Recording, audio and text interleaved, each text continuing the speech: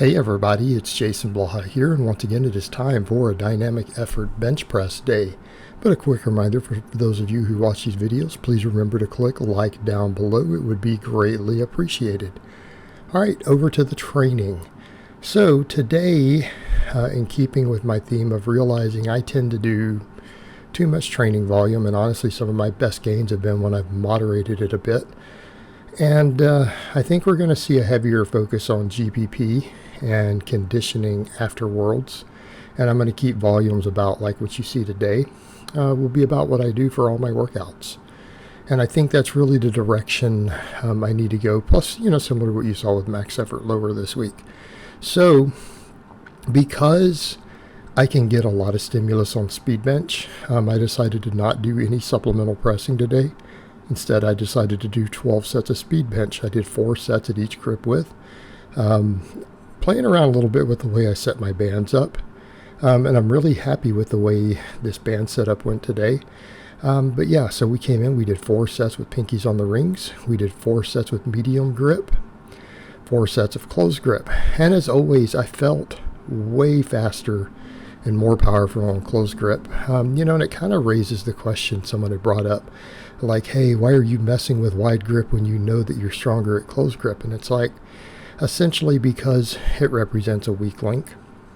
It means things like my pecs need to get bigger, right? It represents a weak link, and in theory, we should be stronger with a wider grip. And because I'm not, means there's probably a muscle deficiency.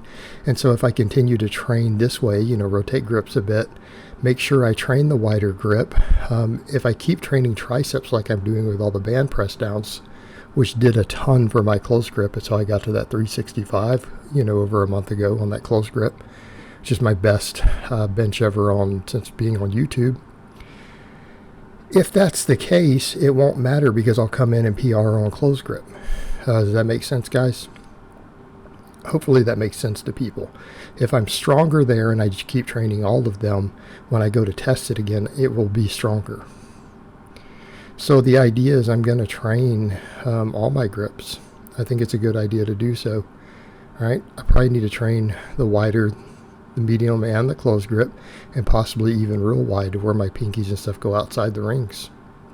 Probably need to do that. Wouldn't be a bad idea. Wouldn't be a bad idea at all.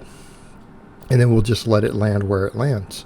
And the thing is, I can adjust my bench and bars I'm using based on weak links.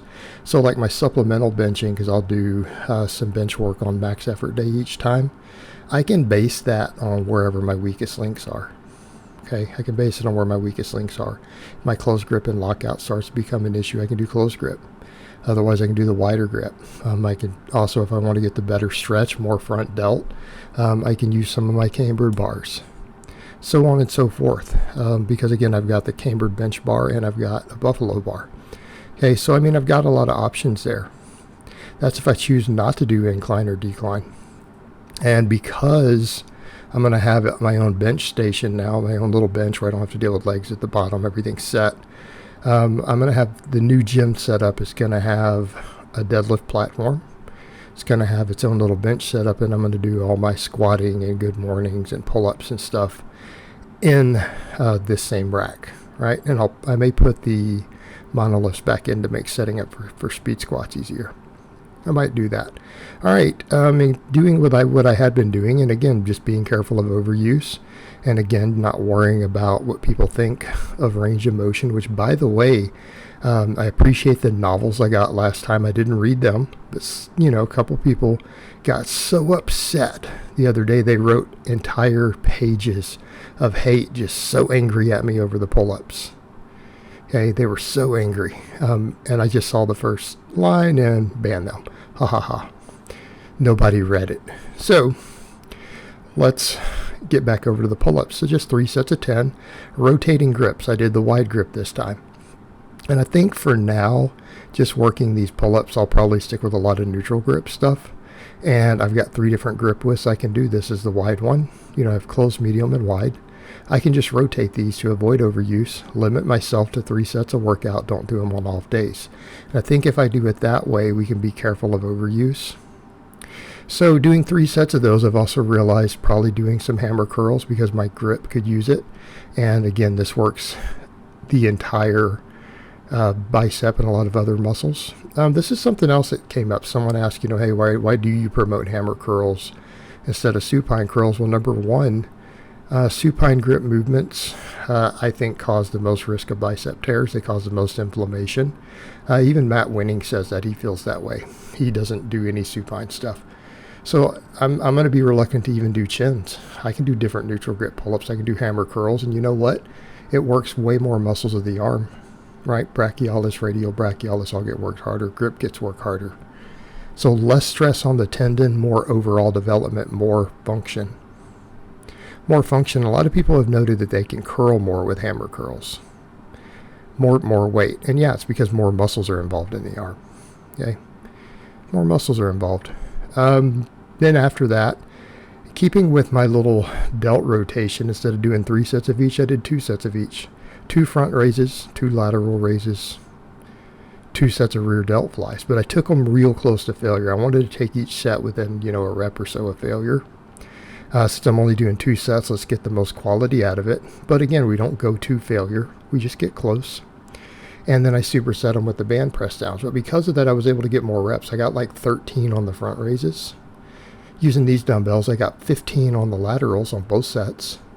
And then for the rear delt flies, which I got 15 last time, I got 15, and then I managed to squeeze out 18. And I felt like I probably couldn't do a 19th rep. So it was probably right at the bleeding edge.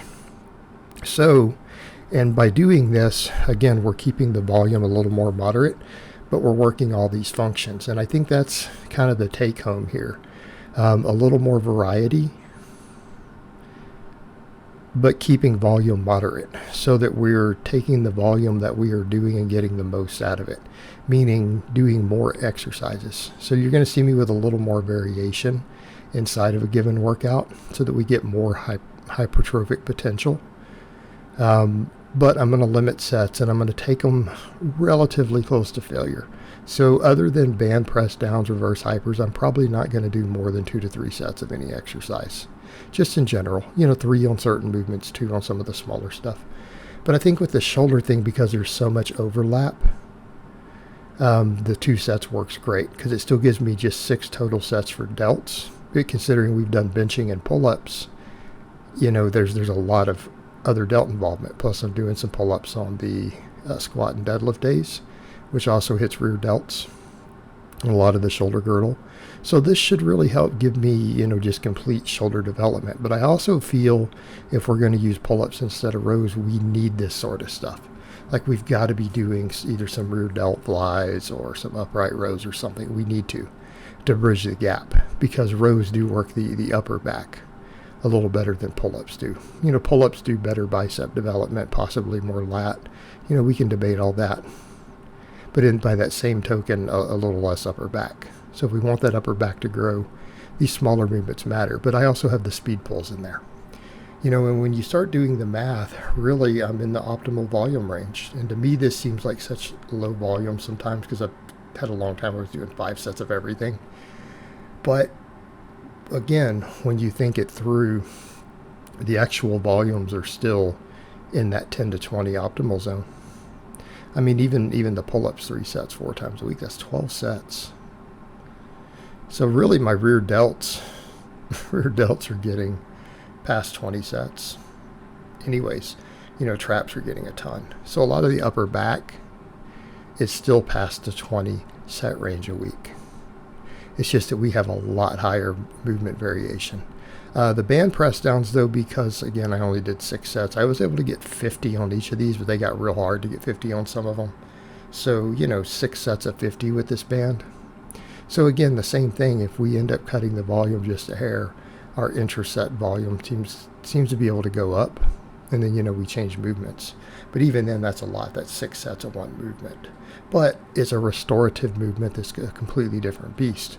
And again, I feel like my triceps have grown a lot from these band press downs. I feel like they're one of the keys to the other situation to where my close grip went way up. They are great for tendon health. They are great for restoration. But it did help there a lot, and that's in addition to just the better pressing and my shoulder being healed. That came up also. Someone had said, well, your bench started climbing again. Did you up the dose, bro? And it's like, no, I didn't really do that. That's not what happened. What actually happened is my shoulder girdle healed. I don't have any impingement. I don't have any inflammation in the shoulder. Therefore, I could actually train bench more. So keep in mind, guys, I walked into those last 2 meets, having had some shoulder issues. So I came in and hit sub 300 benches. 2 meets in a row. And then I walk in and guys see me just consistently climbing and hitting all the way up to a 365 is the best. And, it's like, that's like 80 pounds over your last meet, which was just a few months ago. It's like, well, yeah, because I don't have a shoulder issue anymore. So yeah, my totals are going to go up. And I feel like a 405 bench is reachable next year. Okay, especially if I do the 220. Especially if I do the 220 instead of the 198. Because, I'm looking thick here right now, guys. If I just get my bench muscles bigger, I will be good to go. All right, guys, well, that's really all I have to say on that today. I hope it's been informative, and I'll talk to you guys next time.